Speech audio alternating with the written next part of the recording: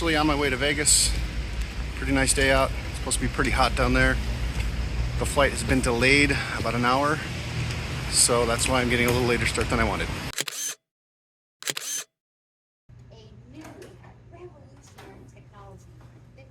All right, made it to the room. Flight was good except for the fact that there was a really big dude hogging the entire armrest sitting in the middle. But anyway, got here. I'm in actually a huge room. It's not a suite, but it pretty much feels like a suite. But yeah, here we are.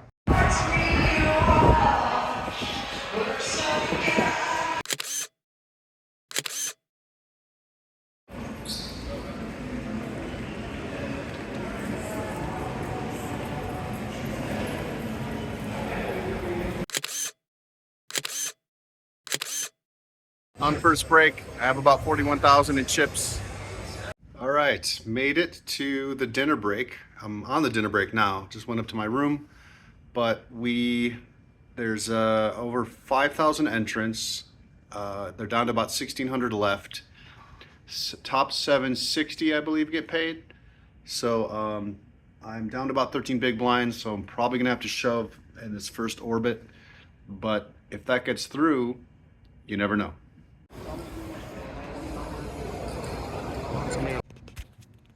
Back in the room, we busted. There were about 890 left. 767 got paid. I think there was over 5,100 entrants. So I was very close to making the money. Wasn't quite getting into like extreme bubble, but it was very close. But I registered for the other deep stack tomorrow, which is a 2-day event, and that was always plan B anyway for tomorrow. So that's 10 a.m. I might start a couple levels late. But yeah, that's the plan.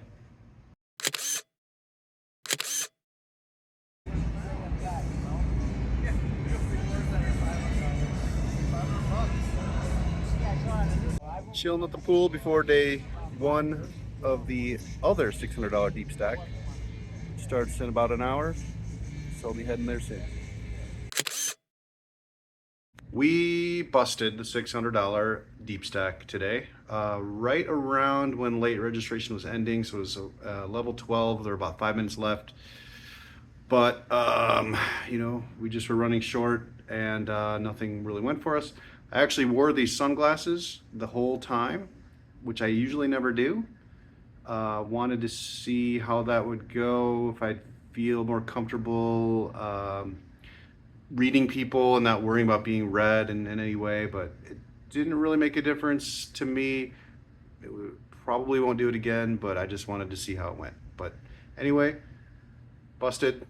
Tomorrow is the Salute to Warriors 500, so we'll probably jump into that. All right, here is the Bulls draft pick. We'll see who they take.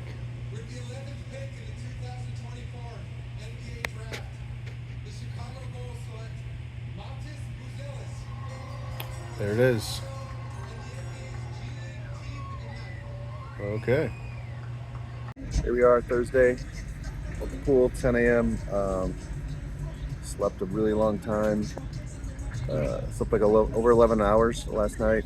And so the $500 Salute to Warriors starts right now. But obviously I'm going to join a little bit late, probably mid-level 3 or so. It's a long tournament, 3 days, probably similar to the original deep stack I played, as far as the levels and the starting stack and everything. So I think I'll be okay starting a little bit later today. That's the plan. Okay, as mentioned, we are going to join the Salute to Warriors a little bit late. Just got back from the pool, took a shower. We are re-energized and ready to go. So we're going to pop in there, probably join in around level 3.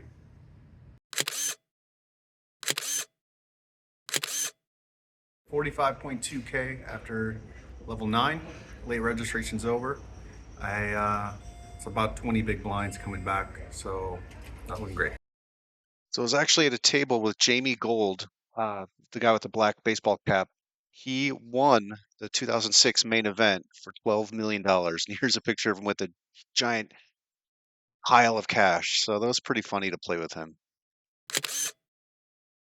And we are out. We busted the Salute to Warriors tournament. There were about 17 minutes left in level 11, which so basically right before dinner break.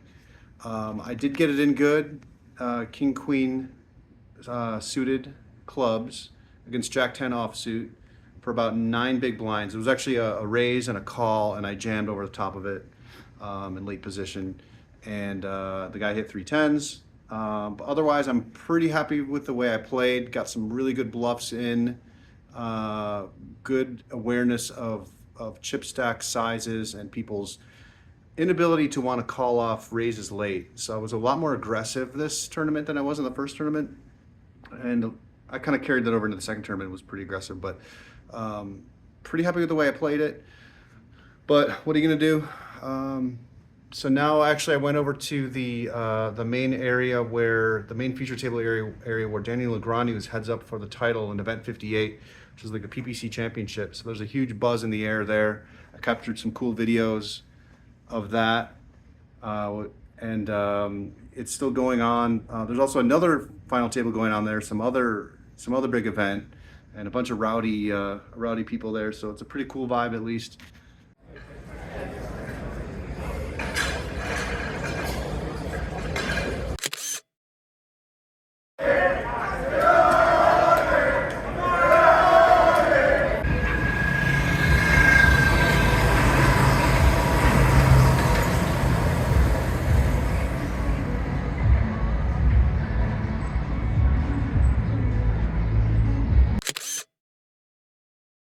Running deep in the daily deep stack. There are 90 get paid. There are 135 left. 19,000 up top for first. $500 for min cash. We have about an average stack. We're on our final, not our final break. We're final break before the money will be in the money, most likely. We did it. We're in the money. I did cash the 250 daily deep stack event, so that was awesome.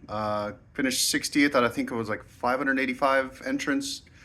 Cash was about 526, so pretty good. Pretty happy to cash that. The plan is to go to Aria. There's an $800 tournament, one-day tournament. I was thinking about doing the daily again at 1 p.m. here at Horseshoe, but I'm kind of wanting to play that just because there's a bigger cash prize up top, and kind of get off the property and go somewhere else. So that's the plan. About to head out now.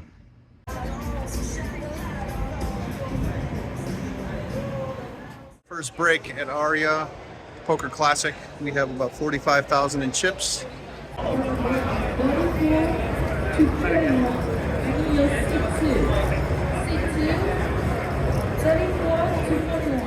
All right, we are back from Aria. We cashed. We finished 71st out of 585. We cashed for 1621. It was a pretty good tournament. I made some really good plays. I made a really nice play against this guy raising in the small blind, and I was really proud of the way I played that hand. Overall, played pretty well. Yeah, 2 cashes in a row. All right, that's it. Okay, so this was a really cool hand from the Aria 800. I was late position with pocket fives, so the blinds posted. It was 1K, 2K with a 2K big blind ante.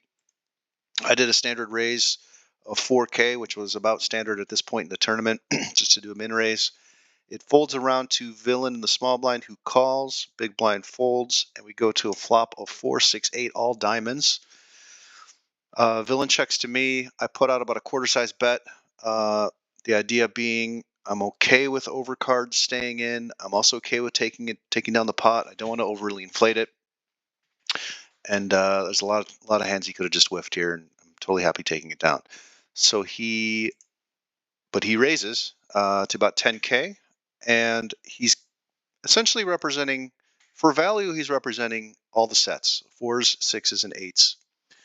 Now, it's possible 8s would have raised pre-flop, but it's also possible it would have flatted at the same time. So that's definitely in his range. There are also, he could have flopped a flush, but that's very rare. I think it's 118 to 1. So I don't think he has a flush, and even if he did, he would probably not fast play that. He probably would just call. So he also has obviously a lot of flush draws. But then again, if he had an ace or a king of diamonds, there's a good chance he may have just called there as well to hope to outflush me with a diamond if I had a flush, which I do.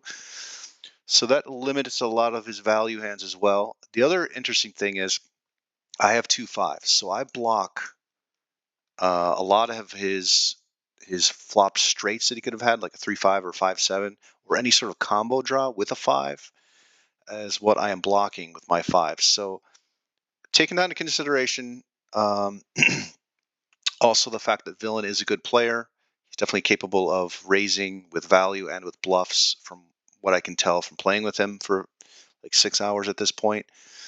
And I looked at the chip stacks, and I realized that if I call this raise and he barrels turn and barrels a river, which he very well may do, I'm probably just going to have to take a stand and call it off and hope to win.